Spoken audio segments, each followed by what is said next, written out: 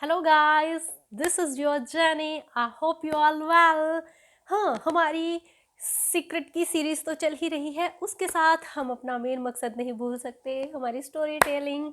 तो मैंने कहा कि क्यों ना आज आपको स्टोरी सुनाई जाए और हमारी ज़िंदगी का सबसे बड़ा मुद्दा उठाया जाए, क्योंकि आजकल की लाइफ में सबसे बड़ा है रोग कि क्या कहेंगे लोग।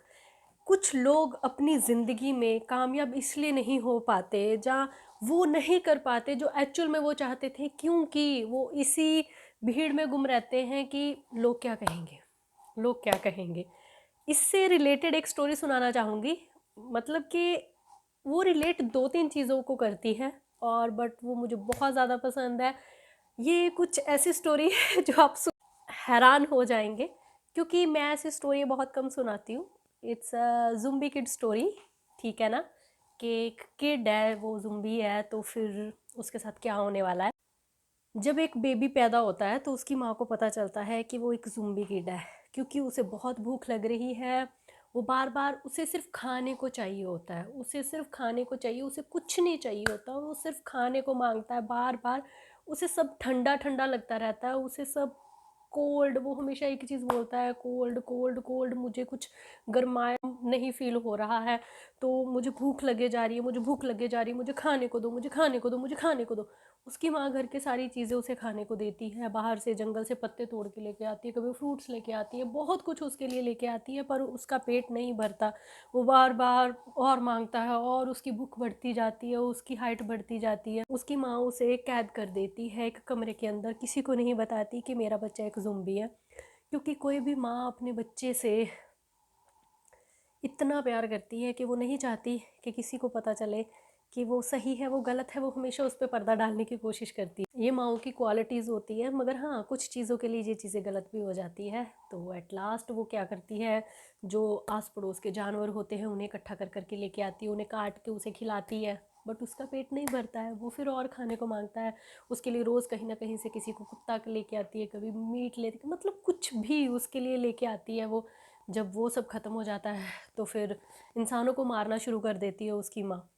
और आस पड़ोस के गांव में ना हलचल सी मचनी शुरू हो जाती है कि यार क्या हो रहा है यहाँ पे एक्चुअल में। मतलब कि पहले जानवर गायब हो रहे थे, अब लोग गायब होना शुरू हो गए, तो वो लोग डर के ना, वो लोग वहाँ से निकलना शुरू हो गए, वो वहाँ से निकलना शुरू हो गए। पर उसकी माँ वहाँ से नहीं निकली, क्योंकि उसे पता था मेरा बेटा ही खा रहा है ये सब कुछ और मैं उसके लिए प्रोवाइड करवा रही हूँ, तो मैं तो यहाँ से जा ही नहीं सकती। वो बहुत परेशान हो गई, बहुत परेशान हो गई। जो एक दो जने बचे थे उसने उसे भी काट के अपने बच्चे को खिला दिया, पर कोई फ़र्क नहीं पड़ा। आफ्टर कुछ टाइम, जब बच्चा तो खाने को मांगे जा रहा था, मांगे जा रहा था, मांगे जा रहा था, तो उसने माँ ने अपना एक पैर काट के अपने बच्चे को दे दिया। और फिर उसका पेट उससे भी नहीं भरा, उसने अपना एक हाथ काट के दे दिया, उसका पेट उससे भी नहीं भरा। तो वो बिल्कुल ही मतलब कि ऐसे एक ही पैर के साथ चलती हुई आई और उसने अपनी दूसरी टांग काट के अपने बच्चे को दे दी, और उस बच्चे ने वो भी खा ली और फिर भी उसका पेट नहीं भरा। तो उसकी माँ उसकी बिल्कुल मतलब कि बिना पैर के ऐसे खिसड़ते खिसड़ते उसके पास आ गई और उसे बोली कि मुझे खा ले, अब मैं ही बची हूँ। एंड लिटरली वो जब बच्चा उसके पास आया अपनी माँ के पास, उसने यहाँ पे उसे कट किया, तो वो ब्लड निकला, वो बच्चे के मुंह में गया। जब वो गया ना, तो वो उसे फील क्या हुआ, उसने बोला माँ, यू आर सो वार्म, मेरी भूख मिट गई। मतलब कि उसके बाद शायद उस बच्चे को कभी भूख नहीं लगी, और उसे जो वार्मथनेस चाहिए थी वो उसे उसी उसकी माँ से ही मिली। तो मॉरल ऑफ द स्टोरी दो तीन है। आप सोच सकते हैं कि यार ये क्या स्टोरी सुना दी कि एक तो मॉरल ये बोल सकते हैं कि जो बच्चा था उसे जो गरमाइश थी वो माँ की चाहिए थी, उसे प्यार चाहिए था, उसे खाना नहीं चाहिए था। वो कोल्ड कोल्ड बोल रहा था, उसे सिर्फ वो एक हग चाहिए था, एक प्यार चाहिए था, जो उसकी प्यास को बुझा सकता, जो उसे प्यार कर सकता। परंतु उसकी माँ, जब फर्स्ट में ही उसने खाना मांगा, खाना मांगा, खाना मांगा, वो सोचती गई कि शायद ये एक ज़ुम्बी किड्डी है। मैं वो उससे मतलब कि प्यार करने, उस तरीके से प्यार नहीं दिखाती थी, वो सिर्फ उसको खाना पूरा करते करके देती रही, यही सिर्फ करती रही। और एक तरीके से ये देखा जाए तो ये moral of the story. And second one है कि भूख के अलावा कुछ नहीं है दुनिया में जितना है खाते जाओ, खाते जाओ, खाते जाओ। और वो खाता ही रहा, वो खाता ही रहा, वो खाता ही रहा। जो कुछ भी था उसके लिए सिर्फ खाना था उसकी ज़िंदगी। जैसे कि हम लोग हैं, कुछ लोग ऐसे होते हैं कि हम लोग सिर्फ खाते जाते हैं, खाते जाते हैं, हमें कुछ भी मिले, हमने वो खाना ही हज़म करना है। हमारी ज़िंदगी में कोई मिशन नहीं है, कोई हमारी ज़िंदगी में कुछ लेना देना नहीं है कि हमने अपनी ज़िंदगी में कुछ कामयाबियाँ हासिल करनी है। हम यहाँ पे सिर्फ खाने और सोने आए हैं, हमने खाना है, सोना है, खाना है, सोना है, दैट्स इट। ये भी मॉरल ऑफ। पर मेरी स्टोरी के साथ ये कैसे रिलेट करती है कि सबसे बड़ा है रोग कि क्या कहेंगे लोग। उसकी माँ ने यही सोचा कि लोग क्या कहेंगे कि मेरा बेटा ज़ॉम्बी है, तो उसने उसे कैद कर लिया, किसी को कुछ नहीं बोला।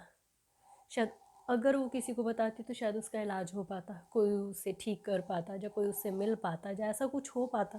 तो मतलब ऐसी अपनी ज़िंदगी में बहुत सारी चीज़ें होती हैं, हर एक चीज़ को देखने के नज़रिए बहुत है। मेरे ख्याल में इस स्टोरी को इस तरीके से किसी ने नहीं देखा होगा जिस तरीके से आज मैं इसे पेश कर रही हूँ। तो बट वही चीज़ है कि अपनी ज़िंदगी में हमारा नज़रिया ज़्यादा मायने रखता है। लोग कौन होते हैं हमारी लाइफ को जज करने वाले, पर हम उनकी वजह से अपनी लाइफ में ऐसे सेक्रीफाइस कर जाते हैं जो कि हमें अपनी पूरी ज़िंदगी में कभी नहीं करने चाहिए। कुछ लोग तो शादियों के फैसले तक ले लेते हैं कि हाँ भाई, आस पड़ोस ने बोल दिया, सब ने बोल दिया है, परेशान हो चुके हैं, मुझे बोलते रहते, मेरे घर वालों को बोलते रहते शादी कर ले, शादी कर ले, शादी कर ले, इसलिए मैंने कर ली, जल्दबाजी में कर ली। यार, आपका फैसला होना चाहिए कि आप अपनी लाइफ में सेटल होना चाहते हैं। इंसान की ज़िंदगी में दो तरीके के लोग होते हैं। बहुत अच्छी स्टोरी है ये, मैंने सुनी थी किसी से कि इंसान की ज़िंदगी में दो तरीके के लोग होते हैं। एक होती है उसकी फैमिली, उसके घर वाले। एक होते हैं बाहर वाले, जिसे हम दुनिया कहते हैं, रिश्तेदार कहते हैं, आस पड़ोस कहते हैं, जिसमें हमारे दोस्त भी आते हैं। तो ये एक वो कैटेगरी है। तो फिर सबसे ज़्यादा क्लोज हमारे कौन है, हमारे दुख दर्द में कौन साथ देने वाला है? हमारी फैमिली ना। तो फिर हमें टेंशन सबसे ज़्यादा किसकी लेनी चाहिए? हमारी फैमिली की ना। हम लोग टेंशन किसकी लेते हैं? बाहर वालों की। यार, बाहर वालों के बारे में क्यों सोच रहे हो? आप सोचो, आपके घर में कोई राशन डाल के नहीं जाता। मैं सिर्फ उसकी सुनती हूँ जो मेरे घर में मुझे खाना आके दे के जाएगा। अगर आप तकलीफ़ में हो तो कोई आपकी तकलीफ़ दूर करने आएगा? ज़रा बैठ के सोचिएगा। कोई आपकी तकलीफ़ दूर करने नहीं आने वाला। अगर आप खुश हो ना तो कोई आपको खुश देख के खुश नहीं है।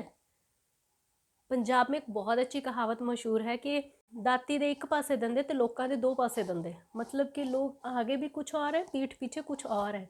आपके सामने आप के बनेंगे तो दूसरे के सामने दूसरे के बन जाएंगे। इसलिए ये सब गलतियाँ मत कीजिए अपनी लाइफ में। अपनी लाइफ के कुछ जो रूल्स हैं, जो रूल रेगुलेशंस हैं, वो खुद डिसाइड कीजिए। कभी बैठिए खुद के साथ, अपनी फैमिली के साथ, वो क्या चाहते हैं, आप क्या चाहते हो।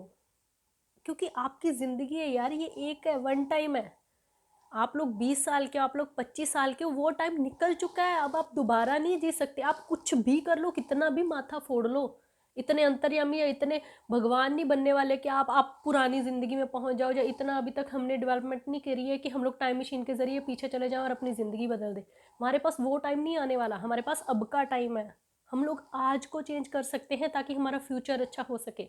और आप अपना आज बेकार कर रहे हैं लोगों की बातें सुन के, कि लोग क्या बोल रहे हैं, यार उसने मेरे घर वालों को वो बोल दिया, मेरे घर वाले मुझे ये बोल रहे हैं। आप अपने घर वालों को हैंडल करो।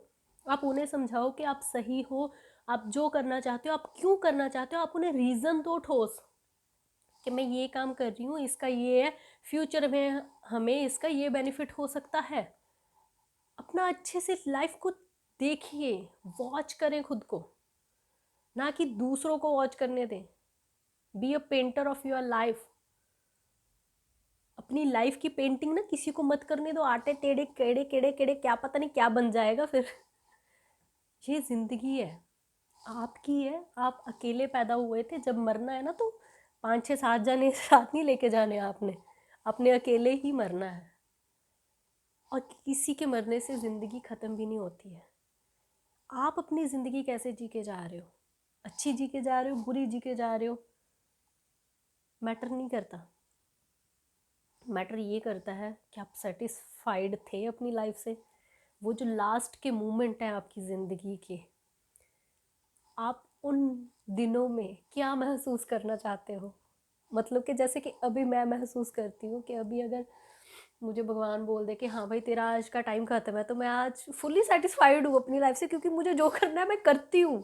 मैं किसी की तरफ नहीं देखती कि वो आके मेरी एक्सपेक्टेशंस पूरी करेगा, जो लोग जो बोलेंगे मैंने वो कर लिया, मैंने ये नहीं किया, मैंने वो नहीं किया। I am fully satisfied with my life यार, आई एम फुली सेटिस्फाइड। अगर मुझे आज भगवान ले भी गया ना तो मैं सीधी सी एक ही बात बोलूँगी कि यार बड़ी मस्त ज़िंदगी जिए भगवान, ले चल, कोई बात नहीं, कोई टेंशन नहीं है।